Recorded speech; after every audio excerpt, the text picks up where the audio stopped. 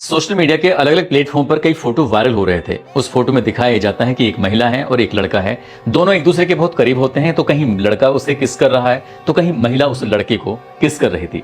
इसी चीज को देखते हुए खासकर ये फोटो उस क्षेत्र में वायरल होते हैं जिस क्षेत्र की वो महिला रहने वाली होती है, जिस क्षेत्र का वो लड़का रहने वाला होता है। कि दरअसल ये लड़का और जो ये महिला है दरअसल आपस में एक दूसरे के सास और दामाद हैं। ये बात सुनने के बाद लोगों को और इंटरेस्ट जागता है, उत्सुकता जागती है।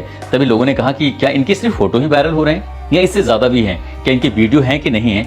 वीडियो हो तो जरूर भेजना। लोगों ने एक दूसरे से फिर फोन करके वीडियो भी मांगना शुरू कर दिया, लेकिन वीडियो किसी के पास था नहीं। हो सकता है कि वीडियो बना ना हो, लेकिन फोटो ऐसे थे जो कई फोटो थे जो बने हुए थे और वो फोटो आपत्तिजनक स्थिति में थे कि कोई सास अपने दामाद को इस तरह से किस नहीं कर सकती। अब ये देखते देखते जब लोग फोटो के बाद वीडियो की मांग कर रहे थे तो इसी बीच में मांग करते करते मौत की एक सूचना पहुंच जाती है। जैसे ही मौत की सूचना पहुंचती है तो लोगों को यकीन नहीं हो रहा था कि आखिरकार सास और दामाद की इश्कबाजी के चक्कर में एक मौत भी हो जाती है। आज की इस कहानी को सुनने के बाद आप लोग भी सोचने पर मजबूर हो जाएंगे कि रिश्ते आखिरकार किस ओर जा रहे हैं। उत्तर प्रदेश के जिला कासगंज का एक थाना लगता है सिद्धपुरा, और सिद्धपुरा थाना क्षेत्र का एक गांव लगता है नंगला पसरी। ये बात है 5 अक्टूबर 2025 की शाम लगभग 6-7 बजे के आसपास का वक्त हो रहा था।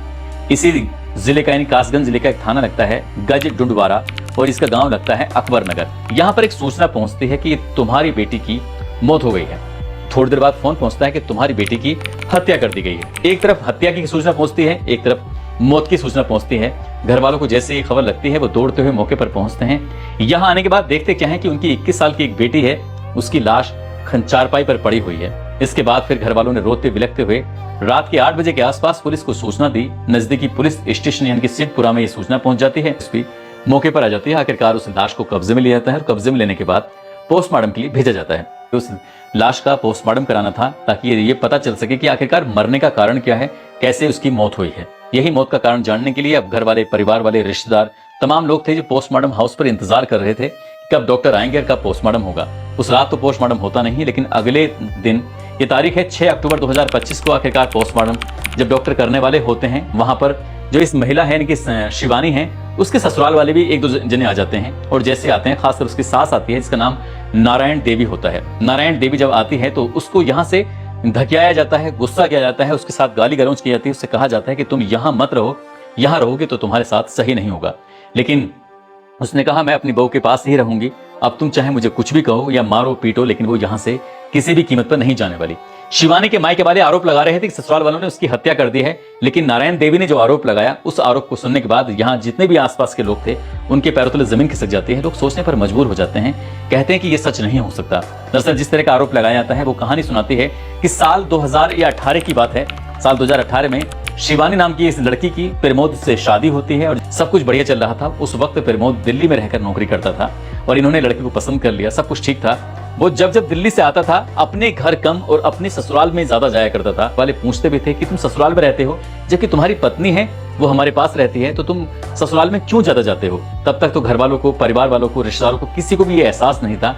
दरअसल उसकी आंखें चार हो चुकी थी अपनी ही सास प्रेमवती से। जैसे प्रेमवती से उसकी आंखें चार हो चुकी थी, दोनों के आपस में प्यार की चोंचें लड़नी शुरू हो जाती हैं और उसका मन अब सास में ज्यादा लगने लगता है और पत्नी में कम लगने लगता है। शिवानी ने एक दिन अपने पिता से कहा कि पिताजी, कि जब देखो ये ससुराल में पड़े रहते हैं, ये मेरे पास नहीं आते, मुझसे बातचीत भी कम करते हैं, आप इन्हें समझाते क्यों नहीं हो? इसे जो शिवानी का पिता होता है उसको पता था कि वो अक्सर ससुराल में रहता है। उसने कभी दामाद से कुछ नहीं कहा क्योंकि दामाद है, उसका हक है, वो कभी भी आ सकता है, कभी भी जा सकता है। लेकिन एक दिन उसने अपनी ही पत्नी को अपने दामाद के साथ आपत्तिजनक स्थिति में देख लिया था। इसी बात को देखते हुए उसने तय कर लिया था कि अब तुम यहाँ कभी अपने यहाँ ससुराल में नहीं आओगे, इसलिए यहाँ से निकल जाओ। ससुर ने देखा तो उसने ऐतराज किया। जब ऐतराज किया तो दामाद से उसने कहा कि अब तुम यहाँ नहीं आओगे। प्रमोद को जब रोकने की कोशिश की तो प्रमोद को गुस्सा आने लगता है। इससे ज्यादा गुस्सा तो उसकी सास को आने लगता है, इनकी प्रेमवती को। प्रेमवती ने अपने दामाद के साथ मिलकर पति की बेहिसाब तरीके से पिटाई की। उसने कहा कि ये तो हर हाल में आएगा, लेकिन तुम्हें यहाँ से घर से निकलना होगा। हिम्मत नहीं होती कि वो अपनी पत्नी का, अपने दामाद का विरोध कर सके। वक्त आगे ऐसे बढ़ने लगता है और कब 5-6 साल बीत जाते हैं किसी को पता ही नहीं चलता। लेकिन हद तब हो जाती है जब सास के और दामाद के जो फोटो होते हैं वो अलग अलग कई फोटो थे। ऐसे फोटो तो कहीं दामाद अपने सास को किस कर रहा है तो कहीं सास अपने दामाद को किस कर रहे हैं, वो भी आपत्तिजनक फोटो। और ऐसा लग रहा है जैसे कि इन दोनों ने अपनी ही मर्जी से, स्वेच्छा से सेल्फी ली हो और सेल्फी के वो फोटो थे जो वायरल होने लगते हैं। अब इस बात का पूरी तरह से सब लोगों को, पूरे इलाके में खबर आपकी तरफ फैल जाती है कि सास और दामाद का आपस में एक दूसरे के साथ अवैध संबंध है और ये अब से नहीं है बल्कि शादी होने के लगभग 6 महीने के बाद से ये कहानी शुरू हो जाती है। लेकिन जब शिवानी को यह बात पता चलती है तो शिवानी सोचने पर मजबूर हो जाती है कि आखिरकार करे तो क्या करे। जब उसने विरोध करती थी तब उसका पति प्रमोद उसको बेहिसाब तरीके से मारता था, पीटता था। अब उसके शरीर पर ऐसा कोई निशान, ऐसी जगह नहीं बची होगी जहां मारपीट के निशान नहीं होंगे। वो हद हो जाती है, परेशान हो जाती है। उसने अपनी माँ के सामने भी गिड़गिड़ाती है, रोती है, बिलखती है, लेकिन माँ पर कोई असर ही नहीं हो रहा था। वो अपने पति के सामने भी रोती है, गिड़गिड़ाती है, लेकिन पति के सामने भी असर नहीं हो रहा था। ये तारीख है 5 अक्टूबर 2025 की शाम की बात है। इस वक्त जो ज्यादातर परिवार के लोग थे वो सब खेतों पे थे, मक्का के खेत में, ऐसा दावा किया जा रहा है। इसी बीच में इसने अपनी जीवन लीला समाप्त कर ली। लेकिन जैसे ही ये इसकी मायके वालों को खबर पहुंचती है तो उन्हें बताया जाता है कि तुम्हारी बेटी की हत्या कर दी है। जब परिवार वाले मौके पर पहुंचते हैं तो उनकी बेटी की लाश चारपाई पर पड़ी हुई थी। उन्होंने थाने में जाकर तहरीर दी कि हमारी बेटी की हत्या की गई है। जब पुलिस ने उस दामाद यानी कि प्रमोद को पकड़ने की कोशिश की तो प्रमोद वहां से भाग जाता है, पुलिस के हाथ नहीं लगता। अब पुलिस इस मामले की जांच पड़ताल कर रही है, लेकिन एएसपी सुशील कुमार ये कहते हैं कि ये पुलिस को सूचना मिली थी और ये जो लाश है एक फंदे पर लटकी मिली थी। फिलहाल पुलिस इस मामले की जांच पड़ताल में जुटी हुई है। यदि हत्या की बात है तो किसी भी कीमत पर इस व्यक्ति को बख्शा नहीं जाएगा जिसका नाम प्रमोद है। लेकिन प्रमोद की और उसकी सास प्रेमवती की जो प्रेम कहानी है वो सोशल मीडिया पर बहुत ज्यादा वायरल होनी शुरू हो जाती है। साथ ही जो शिवानी की मौत हुई है, शिवानी की मौत के बाद जो 2 बच्चे हैं, एक बच्चा 2.5 साल का है और दूसरा बच्चा है लगभग 6 महीने का, दोनों ही बेटियां हैं। उन दोनों की परवरिश कैसे होगी, सहज ही अंदाजा लगाया जा सकता है कि दोनों, जब माँ ही नहीं है, बिना माँ के बच्चे की परवरिश कैसे होती है। और वो सही से ना पढ़ पाते हैं, ना समाज में उन्हें वो दर्जा मिल पाता है और वो हमेशा परेशान ही रहते हैं। इसलिए यहाँ पर सास ने और दामाद ने जिस तरह का कृत्य किया है वो वाकई अपने आप में सोचने वाली बात है।